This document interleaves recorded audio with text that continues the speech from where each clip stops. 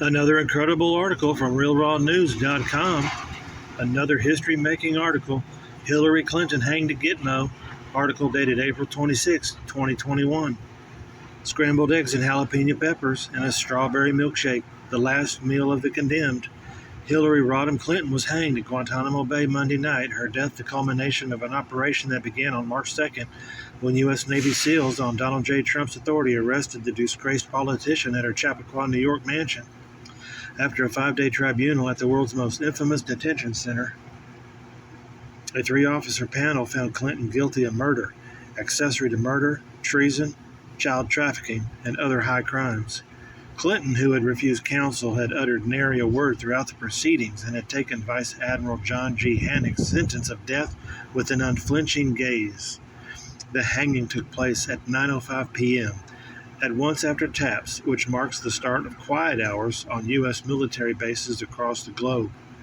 The world is about to sleep quieter tonight, Vice Admiral John G. HANGED said to a small assembly that included 3 Joint Chiefs of Staff and notably Donald J. Trump, who, garbed in his typical dark suit and crimson tie, had arrived at GITMO earlier in the day. Michael Pompeo and former New York City Mayor Rudy Giuliani flanked him, both men having played an integral role in amassing evidence against Hillary Clinton. Under military guard, a shackled Hillary Clinton was escorted from Camp Delta detention block to gallows made of steel latticework, with a downward swinging door beneath her feet that the Army Corps of Engineers had erected in a clearing near Windward Point Lighthouse on GITMO's southern edge. Affixed to a steel beam was a rectangular box with 5 circular red buttons protruding from the case. In front of each button stood a uniformed soldier. Atop the platform, another soldier slipped a braided noose around Clinton's neck. Vice Admiral HANGED addressed the execution detail. When I say ready, and not one moment before, you will poise your left index finger in front of the button. You will keep it hovered there until I say execute, and then you 5 must simultaneously press your buttons. Only one of the 5 buttons will trigger the door, and none of you will ever know which button that was. Do you understand these instructions? Yes, sir, the 5 bellowed in unison.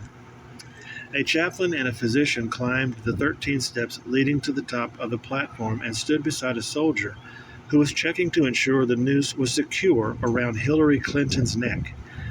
Below them, Vice Admiral HANGED asked if Clinton wanted last rites or had any final words. Clinton broke silence. I'm Hillary Clinton, and you cannot do this to me, she said, her voice a witch's cackle. It's already done, Donald J. Trump shouted up at her. Ready, Vice Admiral HANGED nodded at the execution detail. After a moment's pause, he gave the execute order. The soldiers pressed their buttons, and the grate beneath Clinton's feet swung open. Her legs and feet, still shackled at the ankles, twitched a moment or two, then stopped. The rope was cut, and Clinton's lifeless body lay sprawled on a damp patch of grass. The physician present checked her vitals and declared her dead. A confidential source involved in Trump's mission to obliterate the deep state said that the overall mood was somber and melancholy. There was no celebration, no jubilation, just an atmosphere of contentedness, an acknowledgement that what had to be done was done. The nature of her crimes overshadowed celebratory thought, but a 4-decade reign of terror had come to an end. As much as Trump hated her, this was purely business. He cares about the children who suffered at her hands more than he cares about what she did to him. Yes, her demise sends a signal to the deep state, but Trump knows there are many more to go, and he won't celebrate until the job is done, our source said. That concludes this article found at realrawnews.com.